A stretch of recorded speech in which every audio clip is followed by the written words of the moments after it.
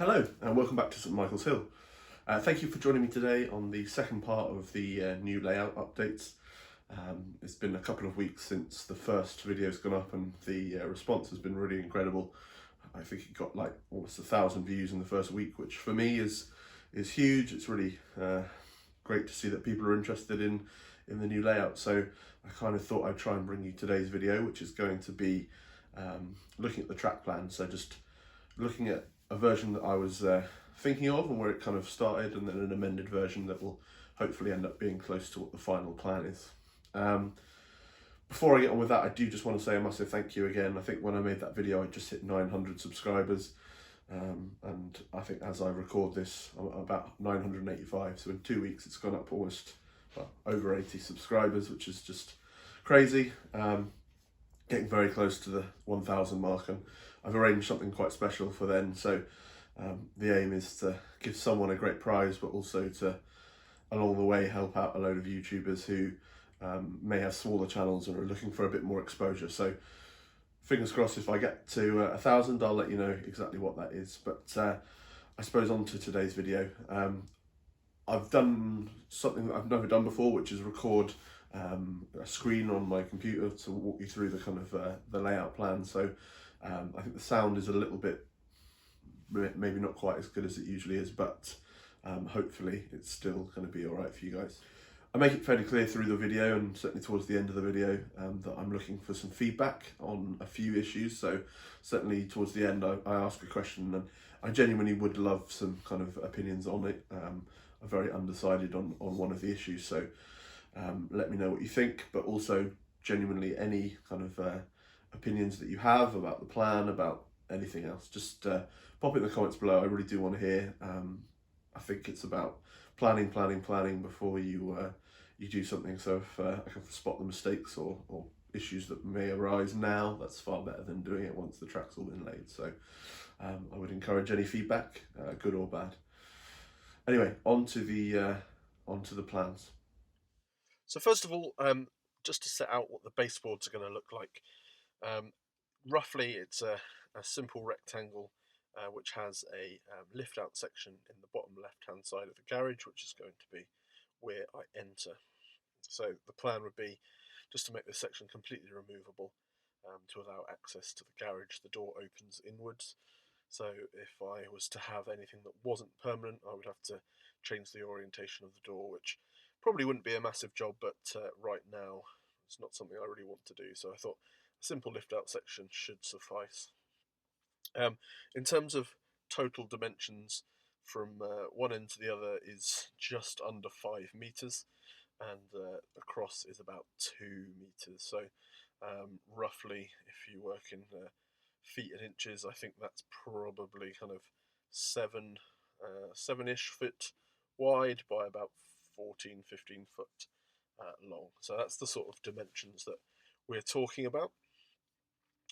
I suppose probably before I talk to you about the plan that I end up using, I will show you the plan that kind of started this really. So this idea was the first one I really looked at. So the concept of this is going to be very similar to the one that I actually end up showing you, and that's to have an element that is a tail chase or a loop layout. That means I can run trains all the time, just in loops if I want to just watch trains go by, but also to have a depot area which I can kind of use as partly storage for locos, but also I can kind of then run shunting movements and things like that, which will kind of keep operational interest for me. This was based on a plan on, I guess, Leicester LIP. Now, it was going to still be based in the Wales region, but kind of a fictitious kind of depot, very much based upon Leicester, where various kind of locos could be stabled and the running line would go past. This bottom line here was going to be kind of a goods line or a passing loop or something like that, which lots of freight would be able to come out of the tunnel and then go onto the main line and basically wait for kind of express trains to pass. In terms of the left-hand side here, I was going to go into a couple of tunnels and then this backboard would be a completely kind of hidden fiddle yard. I say hidden, it wouldn't, I suppose, be hidden to anyone watching, but there would be back scenes around it. There are a few reasons that I decided not to use this in the end. Partly was just, it seems a little bit overcomplicated to me. If you consider that the scenic section is only really these two boards in this area here, it kind of meant for pretty much the whole thing would be track, and the only kind of scenic area would be something kind of around here, where I could really only do a little bit of kind of thing, a little bit of, I guess, scenics, and then I was going to have kind of hills and all that sort of stuff on the right hand side here, and then it would all open out to fiddle yard.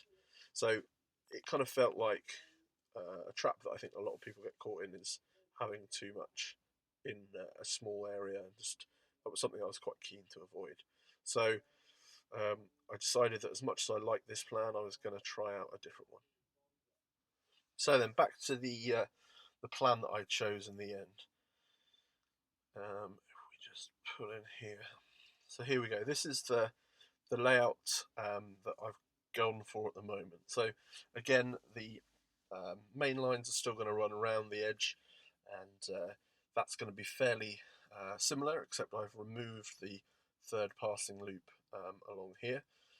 The I guess scenic break on this side is going to be a little further back. It'll probably be down where the cursor is here, rather than where it was before. Along this section is going to be a very kind of open area that will be basically an embankment, almost kind of countryside, rural-ish. There'll be a road that goes underneath the embankment, and yeah, generally it's going to be kind of a scene that's very typical of railways in England, I suppose, just kind of slightly raised from the land, just a piece of double track.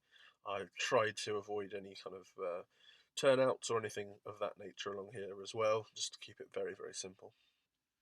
The depot has been slightly changed and slightly redefined about what that's going to look like, so I will talk you through that in a bit more detail in a minute. But there will be an entrance to the depot from one of the running lines, and if a train from the outer line wants to get in, it'll have to do a reversing manoeuvre, which I've been told is fairly prototypical, so that's going to be quite interesting. So when it comes to the depot itself, I've had a fair bit of input from quite a few people about kind of trying to achieve somewhat realistic running, and also what basically the depot would be kind of trying to achieve with locos and all that sort of stuff. So this stage, I'd like to give a shout out to Clive Mortimer, who has been helping me on RM Web with lots of kind of information about the kind of real life working of depots and things like that. So many thanks to him for all his help. I'll talk you through this. So on the top here, there is two lines that are going to pass the fueling point. There's a kind of head shunt, or possibly a loco or DMU storage in this section. I'm kind of hoping that I should be able to fit a 2-car DMU.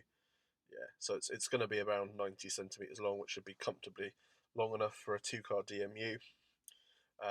And then both these lines effectively come up to a head shunt, from which point the loco would then be able to run into the depot. So this is the depot that you may have seen me building from railway laser lines. So that's kind of how locos would enter that depot. The fueling point would be served by some fueling tanks and a fuel pump that would be down in this section. The fuel tanks would be filled by rail, so I would have a train or a loco or a shunter bring in a couple of TTA wagons, should be able to use this head shunt and bring it back through down to this other head shunt, and then along to the fuel storage area. So that would be fairly typical of a small depot. This third line here is basically just a kind of an exit lane. So once a loco has been serviced or fueled, it would be able to kind of come out using this head shunt and then pass through the kind of exit lane and back out onto the main line.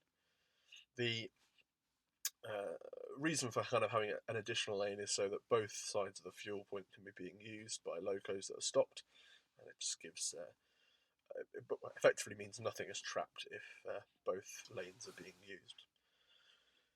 As well as kind of these buildings, I would have probably in this area some kind of offices, mess rooms, storage, and toilet facilities. So I'll probably end up scratch building those, and basically that'll fill up this area here. And in this kind of area, I will probably have some sort of entrance or something like that. So a kind of small scenic area in that region. The kind of main way that this is different is I've decided to add an additional baseboard on top that is going to have a town. So here we go. Oh, I need to add the roads in as well. There we go. So once all this is in place, it's going to basically be the main town. There is certainly room to potentially kind of extend that over more of the fiddle yard, but it's where I'm going to basically try and build up a town scene, and roads are going to come along here. I haven't quite decided yet what to do on the back scene. I probably will run some sort of retaining wall along the back here, or potentially even have this road kind of come round a little bit more. This should allow just kind of a nice kind of area to be built up. One thing that I will kind of try and explain, although it's not very clear, is that with the open frame technique, I'm going to be running the track flat across the layout, so there's going to be no real undulation in the main line. However, the scenery on the right hand side here is going to be well above the track, so these lines here will be somewhat in a cutting around the town, so it'll go under this road bridge.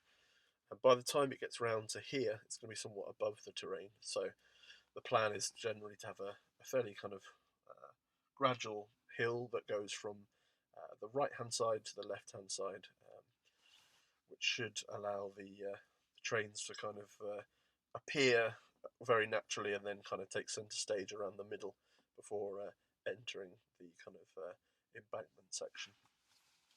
The depot area generally is going to be a little bit lower than the main line, so once it comes off of the main line, there's going to be a very gradual I guess descent around here, around the fueling point, down to the head shunt, and then it will kind of level out again down to the depot. So I'm talking kind of very gradual, probably 4 centimeters or so along a kind of, what's that, 3 meter section.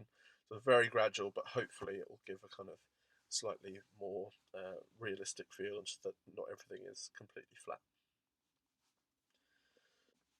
Just to talk a little bit about the fiddle yard, as you can see, the sidings are colour coded, and that's simply just about access. So the red lines will be accessible only from the inner lane of the main line. The purple lines will be accessible from both inner and outer, and the blue line is only accessible from the outer line. However, it's been designed that a train can move just from the blue to the red, or the red to the blue, by just doing one loop and taking the correct point. So it should be fairly easy to move stock around fairly easily. I'm kind of, whilst I have every faith in the software's ability to kind of produce something that can be easily replicated in real life, I'm not fully attached to any of these kind of exact kind of fiddle yard design. So if when it comes to real life track, we can get more or less sidings in, that's probably not too much of a problem. I'm kind of thinking that I might be able to run things a little bit closer together. This board is about 2 foot wide, so I might be able to get more than kind of what we've got here, 10 lines across. I'm not exactly sure. So the exact design of that will be fairly easy to kind of change if I need to. Hopefully the main kind of scenic area of the layout will stay pretty close to that, although again with the software I'm just always a little bit cautious about whether it's fully replicable in real life, but we can certainly see on that front. Now, there's one thing that I'm really unsure about, and I'm kind of caught in two minds about, and that is whether or not to include a station. I think I mentioned this in the first video that it would be good to get some people's thoughts and opinions. So if I did have a station, it would probably be something fairly small, where it's likely that a kind of 2 or 3 car DMU might stop, but certainly not an express service. And if I did have it, it would probably be in the area here, and it would kind of be coming out with access from the street around here, and it would almost be partially obscured by what is going to be this road bridge, and it would be sticking out here. So for me, the pros are that it obviously allows a little bit more operational interest, having stopping services. And it also allows for maybe some kind of different kind of techniques, and for example, weathering would be different in a station area, and all that sort of stuff. So that's kind of the pros.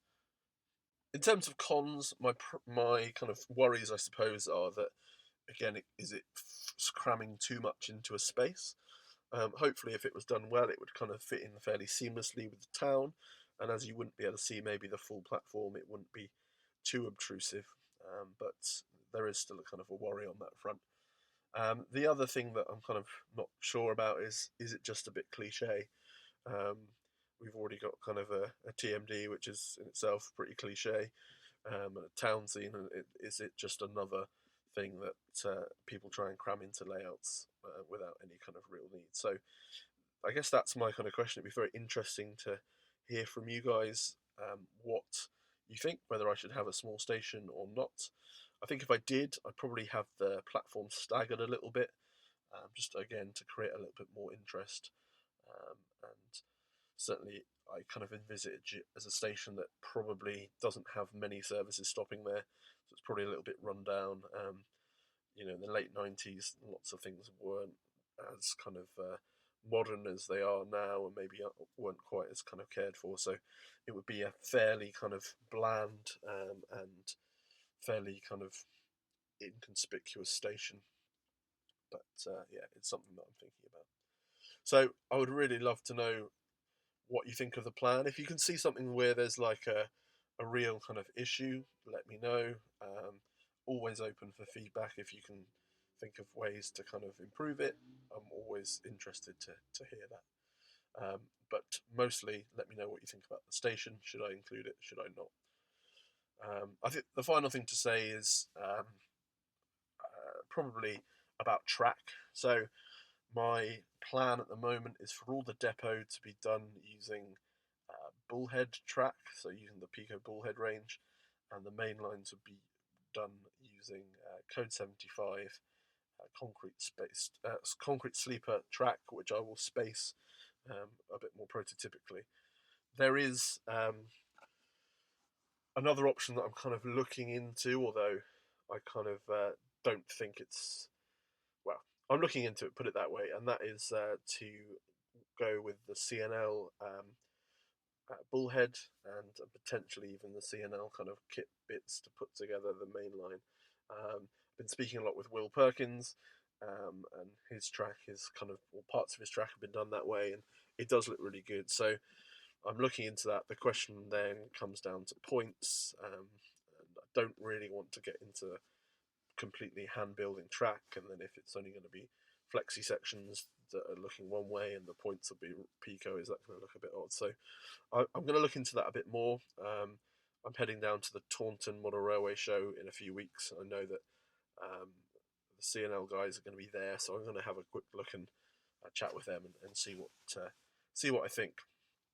But yeah, it's certainly the plan to have kind of bullhead in the depot and something else on the main line. I will probably, when it comes to points, either have wooden sleeper flat bottom rail, or I might even consider keeping the bullhead flat bottom. The bullhead range on the points as well. So it's something to look into. But yeah, I think that's pretty much it in terms of my plans, in terms of the track plan. in regards to baseboards, a quick update in that the wood has all arrived, the screws have all arrived, everything's there. So I'm going to start building that in the next kind of week or so, I suppose, and there'll be kind of various updates as we go. I think that's it for today. A very different video, of course. I've never really done one of these track planning videos, but I would really love your feedback. So please drop a comment below. Contact me through other means on Facebook if you know me, and let me know what you think. I really am open to kind of suggestions. If there's things that you think are completely wrong, or then let me know. I'm always kind of open to listening and changing my ideas if things are not right. So thanks for joining me today on St Michael's Hill, and I will see you again very soon. Cheers. Bye.